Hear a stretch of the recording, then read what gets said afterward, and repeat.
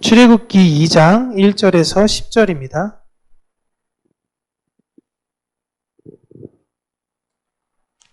출애굽기 2장 1절에서 10절.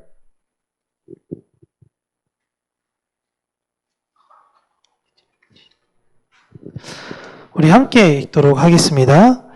레위 가족 중 한 사람이 가서 레위 여자에게 장가들어 그 여자가 임신하여 아들을 낳으니 그가 잘생긴 것을 보고 석 달 동안 그를 숨겼으나 더 숨길 수 없게 되어 그를 위하여 갈대 상자를 가져다가 역청과 나무 진을 칠하고 아기를 거기 담아 나일 강가 갈대 사이에 두고 그의 누이가 어떻게 되는지를 알려고 멀리 섰더니 바로의 딸이 목욕하러 나일 강으로 내려오고 시녀들은 나일 강가를 거닐 때에 그가 갈대 사이에 시녀를 보내어 가져다가 열고 그 아기를 보니 아기가 우는지라 그가 그를 불쌍히 여겨 이르되 이는 히브리 사람의 아기로다.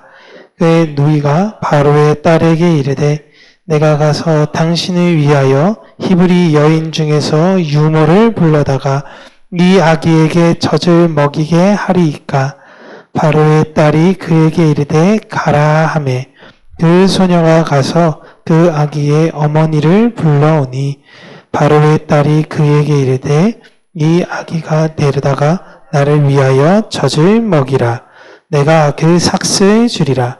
여인이 아기를 데려다가 젖을 먹이더니 그 아기가 자라매 바로의 딸에게로 데려가니 그가 그의 아들이 되니라.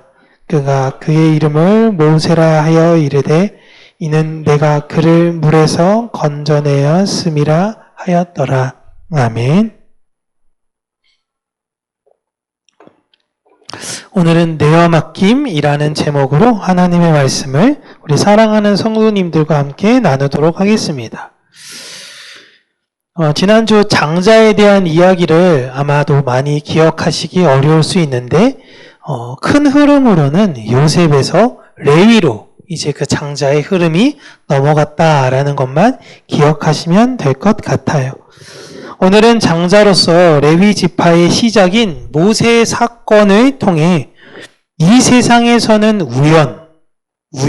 우연이라고 말하는 것 혹은 또 기적이라고 이야기하는 사건에서 하나님이 그 우연과 그 기적에 어떻게 개입하시고 그 사건들을 통해서 교회가 무엇을 바라보며 배우고 하나님께서 나아가기를 원하시는지를 함께 살펴보도록 하겠습니다. 바로의 히브리 사람들을 향한 극단적 남아 산하 정책에 힘입어 임신을 한 여인들은 이 출산에 대한 공포가 극에 달했던 시기였습니다. 지금이야 초음파로 아이가 사내인지 여아인지 구분할 수 있지만 당신은 태어나야지 알 수 있기 때문에요. 내 뱃속에 10달 동안 있던 이 아이가 태어났는데 사내 아이면 꼼짝없이 죽어야 되는 그런 상황. 부모에게 있어서는 50%의 확률로 내 애가 죽을지 살지 모르는 극심한 스트레스를 겪을 수밖에 없는 상황이 그 당시에 있었습니다. 그때 요게벳이라는 레위 여자가 레위 사람과 혼인을 한 후에 임신을 하게 되었고요.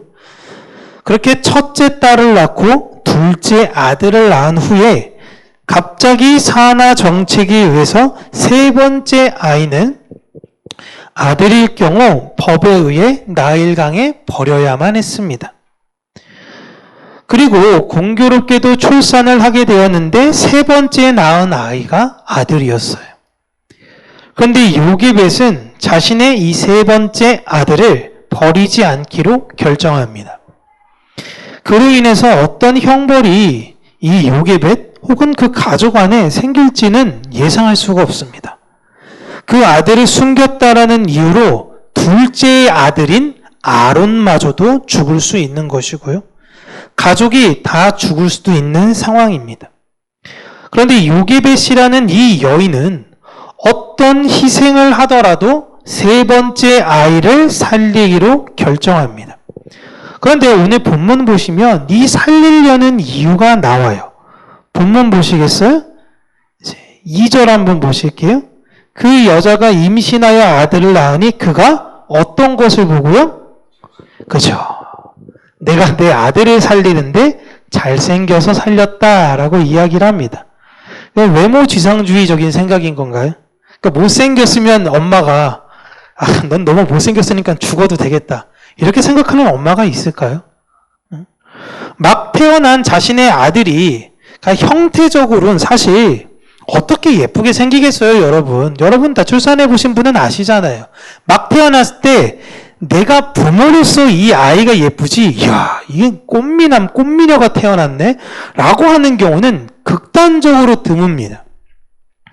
여기서 예쁘다는 의미에서 잘생긴, 이 예쁜을 쓴 것이, 그러니까 이 잘생겼다라는 단어는 얘가 참 예쁜 아이가 태어났다라고 쓴 것이 아니라 이 원어는 토부라는 단어거든요. 토부? 이게 굉장히 중요한 단어입니다. 이 단어는 하나님께서 천지를 창조하실 때에 매 첫째 날, 셋째 날, 넷째 날, 다섯째 날, 여섯째 날 보시기에 좋았더라 라고 말씀하시거든요. 여기에서 좋았다. 이 단어가 바로 토부입니다. 요게벳이 셋째 아들인 모세를 봤을 때, 물론 그때 당시는 이름이 없었죠. 세 번째 아들을 봤을 때에 이 아이는 토부였더라 라는 의미예요. 하나님께서 이 세상을 보시기에 좋은 것, 부모가 자식을 보기에 좋은 것, 하나님이 이 세상을 좋다라고 하신 이유는 이 세상이 진짜 너무 잘 만들었다라는 것이 아니라 하나님의 언약을 이 모든 피조 세계가 담아 있기 때문에, 그 피조물을 하나님께서 창조하셨기 때문에 이 피조물을 보시기에 좋은 거예요. 다시 한번요. 우리가 산에 올라가거나 멋진 풍경을 보면 우와 멋있다라는 것이 아니라 하나님께서는 부모가 자식을 태어나자마자 부모로서 사랑했던 그 마음처럼 이 세상을 만들어낸 그 아름다움에 좋았더라라고 표현하신 것입니다. 요게벳은 하나님의 마음으로 자신의 아들이 하나님의 언약을 가진 자로 태어난 것이 좋아 보였던 거예요. 그러니까 너는 하나님의 언약으로 태어난 아들이란다 라는 걸 요게벳이라는 사람이 마음으로 품었던 것이죠. 쉽게 엄마가 자식을 보며 너는 하나님 언약을 이어가야 하는 사람인데 세상의 힘 앞에서 죽어야 밖에 될 수 없는 이 상황이 너무 싫었던 거예요. 이런 어미의 마음에서 하나님의 언약을 가진 아이를 바라보았다. 하나님의 언약을 담은 아이를 바라보았다라는 뜻이 바로 잘생긴 이란 뜻이에요. 이해되셨죠? 너무 제가 장황하게 설명을 했지만 이 토부라는 의미가 이런 것입니다. 언약, 그냥 보기 좋은 게 아니라 하나님의 언약으로, 와, 우리가 세상을 볼 때 하나님의 솜씨를 보며 참 보기에 좋았다라는 뜻이 바로 토부라는 의미예요. 요게벳은 언약을 가진 이 아이를 어떻게든 살리고 싶어서 3개월간 숨겼습니다. 그런데 이 아이가 이 부모의 의도를 잘 알아서 좀 이렇게 누군가 지나가면 좀 조용히도 해주고 좀 그랬으면 좋겠는데 그럴 수가 없죠, 아이가. 아이가 어떻게 그럴 수 있습니까? 결국 시도 때도 없이 울고 있는 이 아이를 감당하지 못하니까 갈대 상자에 담아 나일강에 보내려고 합니다. 요게벳이 이름도 지어주지 않는 자신의 아이를 넣은 그 갈대 상자. 그 갈대 상자를요, 히브리어로는 테바라고 해요. 오늘 좀 히브리어 이 두 단어가 참 중요한 단어인데 한 단어는 토브라는 단어고 한 단어는 테바라는 단어인데요. 이 테바의 다른 뜻으로는 방주라는 뜻이 있습니다. 노아가 만든 그 방주가 바로 테바예요. 테바. 즉 하나님은 노아에게 너 테바를 만들어 라고 하신 겁니다. 그리고 언약을 가진 노아가 그 테바를 만들고 테바 안으로 들어갔죠.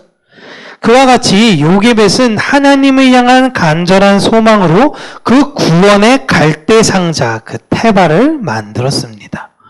그리고 그 안에 들어간 이름 모를 아이는 하나님의 언약을 가진 아이로 이 세상의 힘에 죽지 않고 하나님의 은혜로 살아나기를 바랬던 거예요.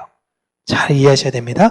하나님, 이 아이가 위대한 아이가 되게 해주세요 라는 것이 아니라, 나는 모르겠지만 하나님을 통한 그 역사가 이 아이를 통해서 이어져 갔으면 좋겠습니다 라는 부모의 마음이었던 거죠. 그리고 하나님께서 광야에서 모세에게 언약궤를 만들어라 라고 하시죠. 그 언약궤의 히브리 명칭도 테바입니다.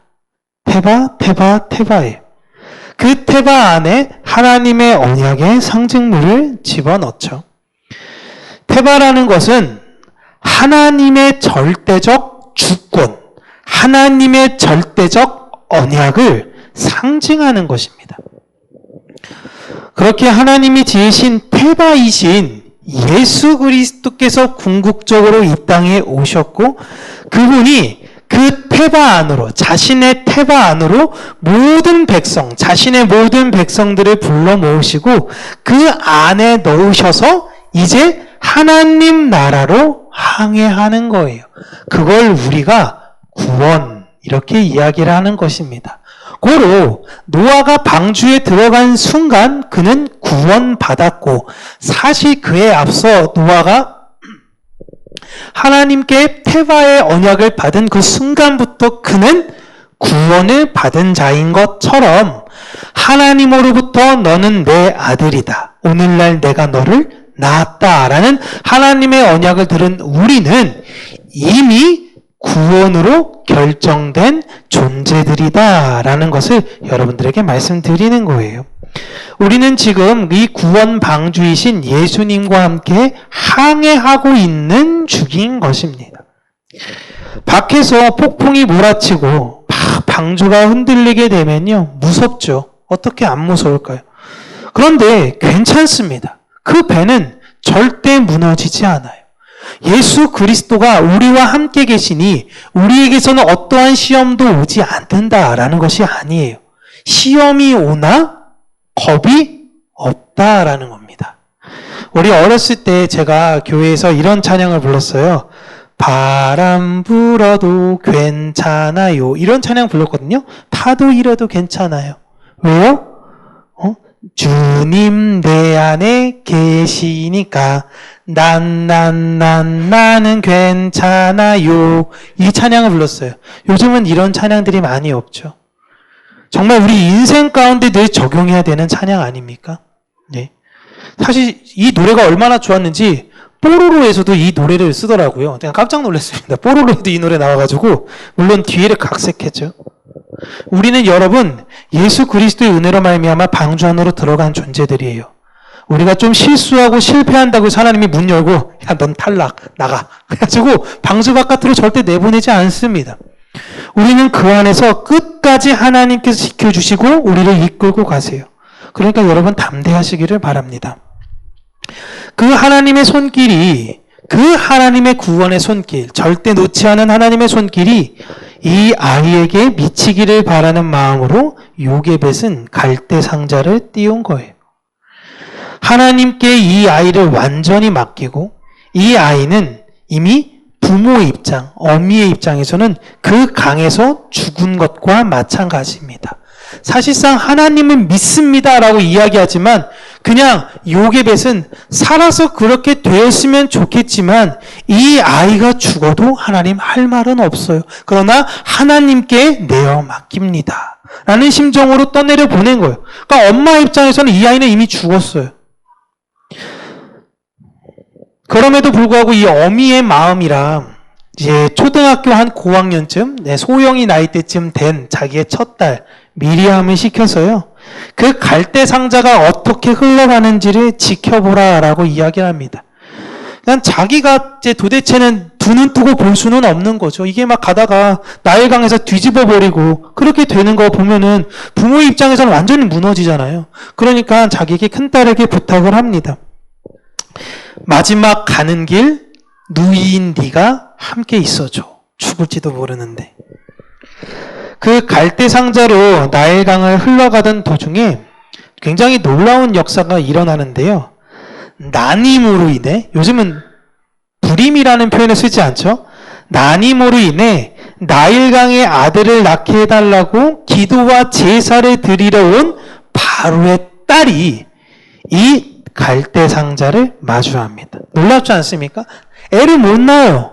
애를 낳아야 되는데 애를 못 낳는 거예요. 이 여자가 나일강에게, 나일 신에게 제사를 드려서 나 아들 낳게 해달라고 간구하려고 왔는데 여기에서 갈대 상자를 만난 겁니다. 이 여자의 이름이 하트셉수트라는 여자인데요. 대단한 여자입니다. 전 애굽의 그 예전 역사, 고대 이집트 역사에서 가장 뛰어난 여성 파라오, 여성 바로가 누구냐 할 때 이 여자로 늘 거론이 됐어요. 근데 이 여자가 갈대 상자를 발견하니까 시녀를 시켜서 가지고 오라고 하죠. 그리고 그 안에 열어보니까 갓난 사내 아이가 있던 것입니다. 총명했던 이 여인은 그 아이가 히브리 사람의 아이라고 추측하고 법에 의해 히브리 사내 아이는 죽여야 했지만 공주는 자신의 신분을 이용하기도 하고 자신의 아버지를 설득할 때 이건 신의 응답이다라는 걸 설득하여 이 아이를 죽이지 않고 자신의 양아들로 삼습니다. 그리고 그의 이름을 모세라고 짓는데요. 사실상 이 모세의 뜻은 두 가지예요. 오늘 성경에서는 물에서 건져냈다, 모세 해주고 히브리어적 의미로 얘는 건져진 아이, 모세라고 하지만 여러분 애굽에서도 모세라는 이름을 썼습니다. 애굽에서는 모세는 뭐 투투 모세 이런 게 많거든요. 여러분 거기 보면요 모세라는 이름이 많은데 그거는 아들이라는 뜻이에요. 아들. 뭐 신의 아들, 바로의 아들, 누구의 아들 해가지고 모세, 보통 신의 아들의 의미로 모세를 많이 썼죠. 어떤 이 중의적 의미가 있는데 건져진 아들이라고 그냥 함께 생각하시면 좋을 것 같아요.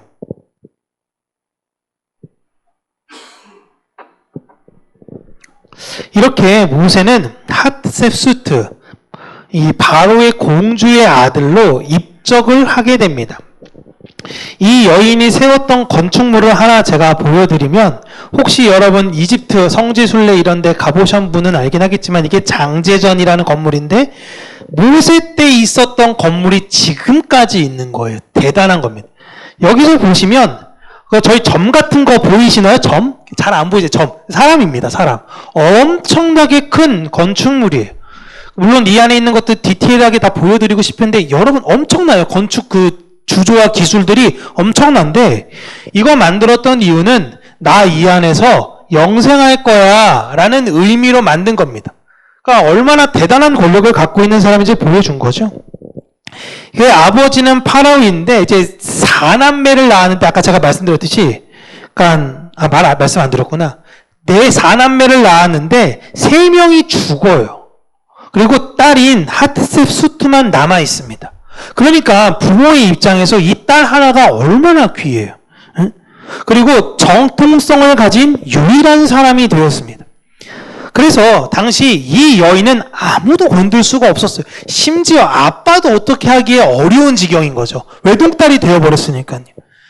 그녀가 결혼을 하고 이제 아버지가 돌아가시고 결혼한 남편이 다음 바로가 되었습니다. 다음 바로가 됐는데 남편도 이제 아들을, 결국엔 하트셉수트가 아들을 못 낳은 거죠. 아들을 낳지 못하고 죽습니다. 그래서 양자를 드리게 되는데 이 양자가 나이가 너무 어려서 이 하트셉수트가 이름도 어렵네요. 이 여인이 수렴청정을 하게 돼요. 아들을 앞에다 세워놓고 뒤에서 다 이제 섭정을 하게 되죠. 그러다 나중에 이제 안 되겠으니까 일단 치워놓고 본인이 직접 바로가 돼서 이제 이 모든 이집트, 애굽을 통치하게 됩니다. 이 내용을 여러분 잘 기억하셔요. 다음 주에 또 이게 이어지는 게 있으니까. 근데 그때 당시 입적했던 새로 입양했던 양자가 좀 여러 명 있었는데 모세도 그 중에 하나였거든요. 근데 모세는 좀 일찍 입양을 했으니까 모세는 당시에 이 수렴청정했을 때의 성인이었습니다. 그럼 모세를 바로로 세우면 되잖아요. 그런데 모세는 히브리 사람이에요. 그래서 정통에 입각하지 못하니까 모세는 왕으로 세울 수가 없던 겁니다. 그래서 다음 주에 힌트를 드리면 모세가 자기가 왕이 되려고 여러 가지 계획을 짜는 것들이 아주 한 줄에 짤막하게 나와 있어요. 그 하트세슈트가 나일에서 아이를 발견하자 이제 대단한 여자죠. 그것을 보았던 따라갔던 미리암이 그 아기를 위해서 유모를 추천해도 되겠냐라고 용감하게 건의를 합니다. 그 건의가 받아들여지고 이제 요게벳이 왕궁으로 들어가 자신의 아이에게 직접 젖을 물리며 양육할 수 있는 상황이 생긴 거예요. 죽은 줄만 알았던 내 아들이 살아서 돌아온 것뿐만이 아니라 이젠 내가 그 살아있는 아들을 양육하게 될 수 있는 상황까지 생긴 거죠. 여러분, 이것이 바로 성경에서는 약속이라고 이야기를 하고 있는 것입니다. 하나님의 약속은 이 세상 사람들이 볼 때에 그냥 말도 안 되는 것, 우연히 우발적으로 일어난 것, 혹은 죽은 것, 아무런 능력도 없는 것이라고 저마다 각자의 용어로 이야기를 합니다. 약속이라는 것, 하나님이 우리에게 확실하게 보여준 것이 있느냐? 제가 군대에서도 많이 들었던 이야기죠. 너 하나님 믿냐? 예, 하나님 믿습니다. 하나님을 나한테 보여봐라. 이야, 이런 유치한 질문을 제가 20살 넘어서 또 듣네요. 그러면서 하나님을 어떻게 보여줍니까? 라고 하는 거예요. 근데 이분들이 나를 보면서 하나님의 약속을 보게 해야 되는 것이죠. 하나님은 우리에게 말로 하셨고 그 말은 우리 안에 행동이라는 열매로 드러나게 돼요. 그런데 사람들은 이 하나님의 말뿐인 것, 그 안엔 어떤 효력도 일어나는 것 같지 않아 하나님의 언약을 굉장히 쉽게 무시합니다. 그러나 그 기적의 역사는 언약을 신뢰하는 이들을 통하여 이루어진다라는 것을 여러분 잊지 마시기를 바라요. 하나님의 언약을 믿는 자들, 하나님의 일하심을 신뢰하는 자들, 내 모든 것들을 하나님께 내어 맡길 수 있는 자들을 통해 하나님의 역사는 시작이 되는 것입니다. 아브라함이 하나님한테 내어 맡겼습니다. 사실 인간적 방법으로는 어떻게 하지 아들을 낳지 몰라요. 이미 75이에요. 아내는 65이에요. 어떻게 아들이 태어날지 모르겠지만 하나님은 하실 수 있으십니다라는 거예요. 이삭은 우물을 팔 때마다 물이 나와서 사람들이 야 축복의 존재 아니냐라고 생각했는데 그 우물을 주변 사람들이 빼앗아 갔습니다. 그럼에도 불구하고 그들에게 내어주어요. 그는 하나님께서 우리에게 반드시 그 축복을 주실 거라는 걸 믿고 살았습니다. 그렇게 내어 맡겼어요. 야곱 또한 여러 가지 인생에 어려운 일이 있었지만 하나님께 내어 맡기는 그 과정을 통해서 배워갔습니다. 언약은 그렇게 알아가듯이 요게벳 또한 하나님께 내어 맡긴 거예요. 그렇게 예수 그리스도께서 하나님께 모든 것을 맡기시면서 이 땅에서 사역을 하셨습니다. 예수님은 얼마든지 본인을 드러내실 수 있었어요. 하지만 예수님은 철저하게 아버지의 일을 하러 왔다라고만 하십니다. 성령님께서도 그가 더 큰 사역과 놀라운 일들을 우리에게 이루실 수 있긴 하겠지만 성령 하나님도 왜 이 땅에 오셨냐? 예수 그리스도를 우리에게 더 풍성히 알게 하시기 위해서. 그래서 때때로는 기적의 역사로, 때때로는 우리가 예측하지 못하는 우연이라고 말하는 여러 가지 그 은혜의 과정으로 우리를 예수 그리스도의 그 길로 인도해 주시는 것입니다. 이렇게 우리도 하나님께 내어 맡기는 인생의 역사를 살아야 되는 것입니다. 많은 분들이 출애굽의 역사는 모세에서부터 시작되는 것이 아니냐라고 생각하지만 그렇지 않습니다. 하나님의 언약을 사모했고 하나님의 언약을 신뢰했고 하나님께 내어 맡김으로 이 세상의 힘에 대항하려고 했던 요게벳에서부터 하나님의 역사는 시작된 것입니다. 사무엘도 마찬가지죠. 사무엘을 통해서 회복이 시작된 것이 아니라 그 어머니인 한나를 통해서부터 시작이 되는 것입니다. 교회가 이 세상을 이기는 것은요, 우리의 힘과 우리의 방법과 우리가 갖고 있는 여러 가지 재능으로 이기는 것이 아니에요. 그리스도를 본받아 하나님께 내어 맡기는 것이 이기는 것, 십자가를 지는 것이 이기는 것, 세상에서는 등신이요, 그것이 멍청한 방법이라고 이야기할지 모르겠지만 그 방법을 신뢰하고 하나님의 뜻을 위해서 달아가고자 하는 그 마음이 이 세상을 이길 수 있다라는 것을 믿으시는 저와 여러분들 되시기를 주님의 이름으로 축복합니다. 기도하겠습니다.